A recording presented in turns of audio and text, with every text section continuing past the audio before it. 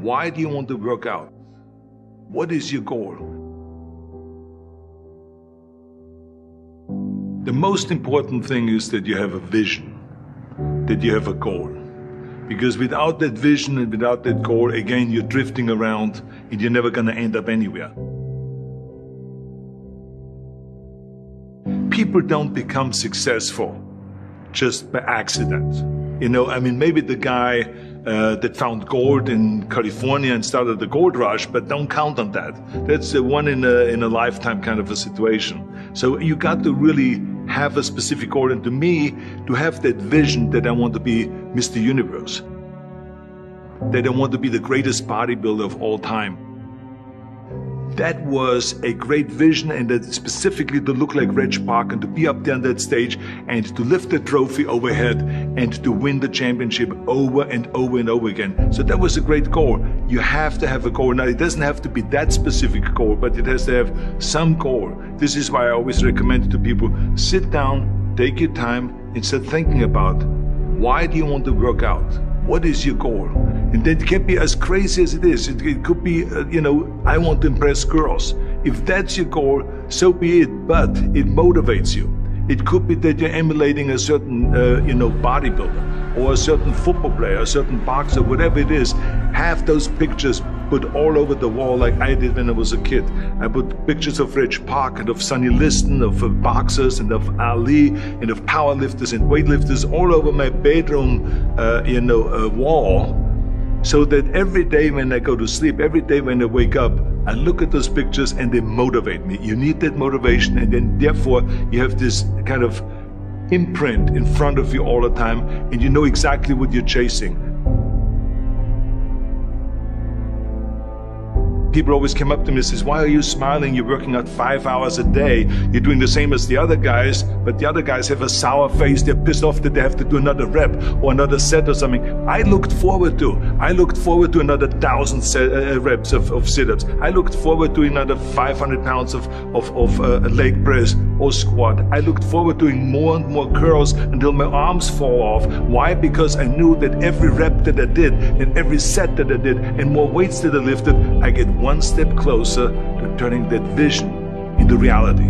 So I was turned on by that. I was excited. I couldn't wait to get to the gym.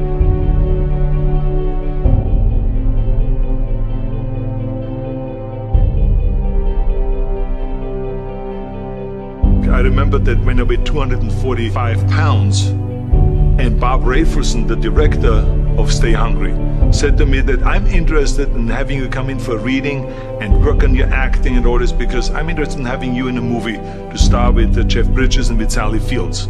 I was delighted about that, and I was excited, and I started pumping up more and more. And then he said, but I don't want you to weigh more than 210 pounds. You want me to be in the movie, but I'm weighing 245, 246. I say, I just won the Olympia, I say, which was 1974, and I was really at my biggest. And but he demanded that, and he says, look, it's very simple. On the day we start shooting, he says, I'm going to put you on a scale, and if you don't make the 210, you're out, because I have someone else in mind. And I worked on it. I started visualizing myself very clearly as a lean athlete, because that's the only way I could lose that weight and all of a sudden get interested in running more. Because up until that point I ran like 3 miles after training or before training or whatever, but now all of a sudden it was 5 miles, 6 miles, 7 miles, 8 miles, and they even ran mini marathons in order to lose the weight. And I did everything with high reps, and I was watching my diet, what I eat and all those kind of things. And but the day before, I remember we were in Birmingham, Alabama. The day before I was at the YMCA with Bob Rafelson. He was swimming and I was working out, and I was running. There was a track there and I was running. He says, let's step on the scale. And I stepped on the scale and I weighed 209. So it just shows to you what is possible if you visualize exactly what you want to look like.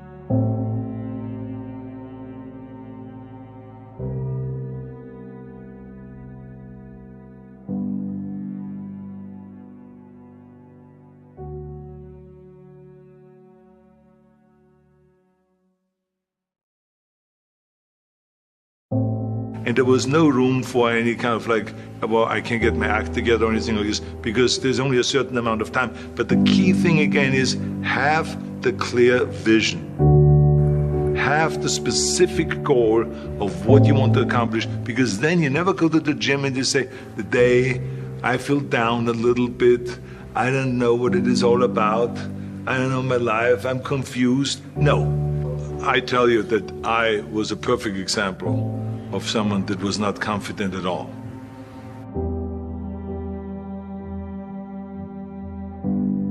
I mean, when I was a kid, I was just like any other kid. I had my hang-ups and problems and all this. But when I joined the weightlifting club and I won my first little trophy because I did the best clean and jerk, and then we went to another meet and I won another little trophy, I started feeling like somebody. But the bottom line is, everyone can use the same method, because I used it in politics, I used it in making money, I used it in everything that I've done in the movie business. When you have one little victory, little victories add up, and that is what gives you then ultimately confidence. Well, for me, the most important thing always is to have a deadline. So when I, for instance,